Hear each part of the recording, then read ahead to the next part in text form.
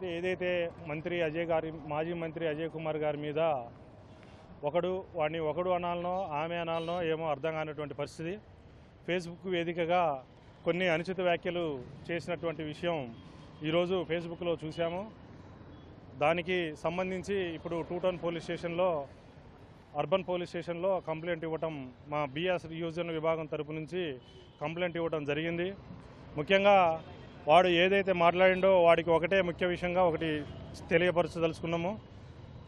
వాడు చేసే అరాచకాలు, వాడు ఎటువంటి పనులనేవి, వాడు ఎక్కడి నుంచి వచ్చాడు ఏంటి అనేది కూడా తెలియకుండా, వాడు ఒళ్ళుపై తెలియకుండా మాజీ మంత్రి పువ్వాడ అజయ్ కుమార్ గారిపై ఏకవచనంతో సంబోధిస్తూ చాలా ఎక్కువగా మాట్లాడటం జరిగింది. వాడు ఆ రకంగా చేయడం వల్ల కాంగ్రెస్ పార్టీకి ఏమన్నా మేలు జరుగుద్దేమో అని చెప్పేసి కాంగ్రెస్ పెద్దలు అనుకుంటూ ఉండవచ్చు. గతంలో కూడా నేను ఖమ్మం ఎమ్మెల్యేగా పోటీ చేస్తా అని చెప్పేసి మాట్లాడటం జరిగింది. అంటే ఖమ్మం ఎమ్మెల్యేగా పోటీ చేయడానికి అంతకంటే పెద్ద మగోడు, లేకపోతే అంతకంటే పెద్ద హీరో అనేది వాళ్ళకు దొరకలేదు అనేటువంటి విషయం కాంగ్రెస్ పార్టీ వాళ్ళు కూడా ఒకసారి ఆలోచించాల్సిందిగా కోరుతున్నాం.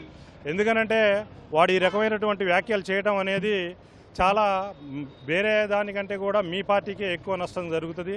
వాడి వల్ల ఒక ఉపయోగం లేకుండా కూడా మీకు, మీ పార్టీకి ఉన్నటువంటి కొద్దో గొప్ప ఉన్నటువంటి పరువు అనేది కూడా పోవడం జరుగుతుంది. నిన్న ఏదైతే మా అజయ్ కుమార్ గారు ఒక యూత్ డిక్లరేషన్ చేసి యువతని మోసగిస్తూ గవర్నమెంట్లోకి వచ్చినటువంటి కాంగ్రెస్ పార్టీ చేస్తున్నటువంటి అరాచకాలను తట్టుకోలేక ఒక యువకుడు నిన్న ఆత్మహత్య ప్రయత్నం అనేది చేయడం జరిగింది.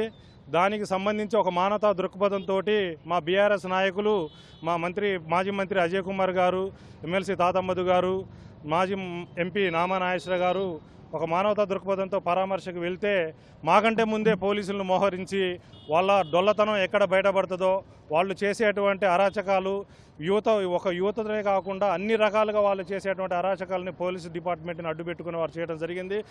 మమ్మల్ని ఆ వ్యక్తిని పరామర్శించడానికి వెళ్ళనీయకుండా కూడా మమ్మల్ని అడ్డుకోవడం జరిగింది. దాన్ని ప్రతిఘటిస్తూ ఎటువంటి ఇబ్బందులు జరిగినా సరే మనం బాధపడుతున్న వారిని పరామర్శించాలన్న ఒక సదుద్దేశంతో మా నాయకులు వెళ్ళి పరామర్శించడం జరిగింది. దాన్ని కూడా వీళ్ళు వక్రీకరిస్తూ తనేదో పర్సనల్గా వ్యక్తిగత విషయాలకి ఆత్మహత్య చేసుకున్నాడని చెప్పేసి మాట్లాడుతున్నాడు. ఈరోజు వాడి వల్ల ఖమ్మంలో ఇంతకుముందు వాడు చేసినటువంటి అరాచకాలు, 2 టౌన్లో జరిగినటువంటి కేసులను అన్నిటిని పరిశీలిస్తే వాడికి ఉన్నటువంటి విజ్ఞత, వాడు ఒక 4 రౌడీలని వాడు ఏ పూటకి ఆ పూట ఏ పార్టీ అయితే అధికారంలో ఉంటుందో వారి దగ్గరికి వెళ్ళి ఆ జెండా అనేది, ఆ టవల్ అనేది కప్పుకొని వారి దగ్గరికి వెళ్ళి మాట్లాడటం అనేది జరుగుతుంటుంది.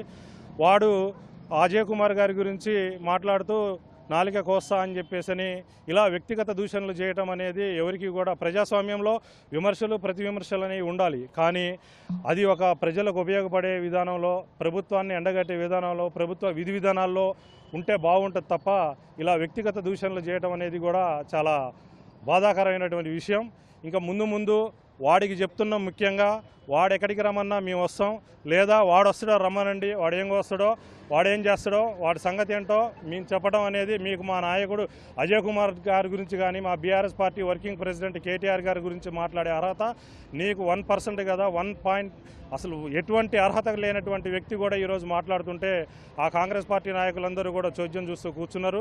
దయచేసి మీ పార్టీ వాళ్ళందరికీ కూడా ఒక విషయం అనేది చెప్పదలుచుకున్నా, ఇటువంటి వ్యక్తుల్ని మీరు ప్రోత్సహించినట్లయితే మీ పార్టీకి ఉన్నటువంటి కొద్దో గొప్ప పరువు పూర్తిగా మీరు అక్కడ హైదరాబాద్లో చూస్తే హైడ్రా అనుకుంటూ, మొన్న ఇటువంటి చూస్తే భూదానంలో కూలగొట్టినటువంటి ఇల్లుల దగ్గర నుంచి మీకు కూల్చడం తప్ప వేరే నిర్మించడం అనేది రాదు. అజయ్ కుమార్ గారి ముద్ర అనేది మీరు ఖమ్మంలో చెరిపేయాలన్న ఒక దురుద్దేశంతో మొన్న మున్నేరు చప్టా కానీ ఈ కూలగొట్టడం జరుగుతుంది. అజయ్ గారు చేసినటువంటి అభివృద్ధిని ఎవరు చూసినా సరే, ఎటువంటి ఖమ్మంలో మన అజయ్ గారు అధికారంలోకి రాకముందు వచ్చిన తర్వాత ఒకటి పరిస్థితిని పరిశీలిస్తే అర్థమవుతుంది. అజయ్ గారు కట్టినటువంటి ఐటీ హబ్ అయితేనే, కొత్త మున్సిపాలిటీ అయితేనేమి, కొత్త బస్టాండ్ అయితేనేమి, మున్నేరు రిటైనింగ్ వాల్ ఇప్పుడు తీసుకొచ్చింది, ప్లస్ మున్నేరు తీగల వంతెన అనేది, మున్నేరు తీగల వంతెనకి కేసీఆర్ గారితో 2 రోజుల్లో జీవో తెప్పించినటువంటి ఘనత మా అజయ్ కుమార్ గారికి దక్కుతుంది. ఆ నిధుల్ని ఇప్పటివరకు కూడా మీరు సరిగ్గా సక్రమంగా ఖర్చు పెట్టలేకుండా, ఇప్పటికీ ఆ బ్రిడ్జిని పూర్తి చేయలేక మీరు ముక్కుతూ మూలుగుతూ చేస్తున్నటువంటి పనులన్నీ కూడా ఖమ్మంలో ప్రజలందరూ కూడా నిశ్చితంగా గమనిస్తున్నారు. కేవలం అజయ్ గారికి రోజు రోజు పెరుగుతున్నటువంటి ఆదరణను చూస్తూ తట్టుకోలేకుండా ఈ చిల్లర మల్లర వ్యక్తులతోటి ఈ చిల్లర మల్లర వ్యాఖ్యలనేవి చేస్తూ ఉన్నారు. ఖబర్దార్ .5 ఇంకా ముందు అజయ్ గారిని ఎటువంటి వ్యాఖ్యలు చేసినా నిన్ను రోడ్డు మీద కాదు కదా, ఈ ఖమ్మంలో ఎక్కడి నుంచి వచ్చినావో అక్కడికి వెళ్ళి మళ్ళీ నువ్వు జీవనోపాధి కొనసాగించవలసింది చెప్తున్నాం. ఎవడియో క్రెడిట్ కార్డులు తీసుకొచ్చుకొని ఇక్కడ రాజకీయాలు చేయటాలు, ఎవడియో డబ్బులు తీసుకొచ్చుకొని ఇక్కడ నువ్వు తిరుగుతూ ఎంజాయ్ చేస్తున్నటువంటి పరిస్థితులు అదంతా నీ వ్యక్తిగతం అని చెప్పేసి వదిలేసినాం. కానీ నీ స్థాయికి మించి, నీ పరిధికి మించి వ్యాఖ్యలు చేస్తున్నావు. నువ్వు రోడ్డు మీద జరగనటువంటి పరిస్థితి ముందు చూస్తావు. ఇలాంటివి కనుక రిపీట్ అయితే మా బీఆర్ఎస్ పార్టీ యువజన విభాగం నుంచి వాడిని మరొకసారి గట్టిగా హెచ్చరిస్తున్నాం.